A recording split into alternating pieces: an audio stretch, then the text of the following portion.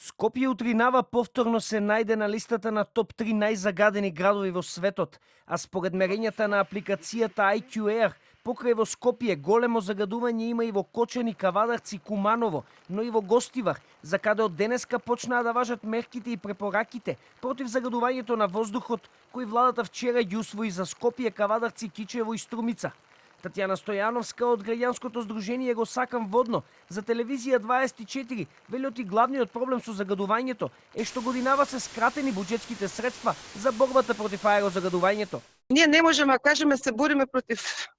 било какво загадување, ако ние го одвоиме со некои скромни испод 1%, мислам дека предлог буџетот беше околу 0,7% за борба за здрава животна средина.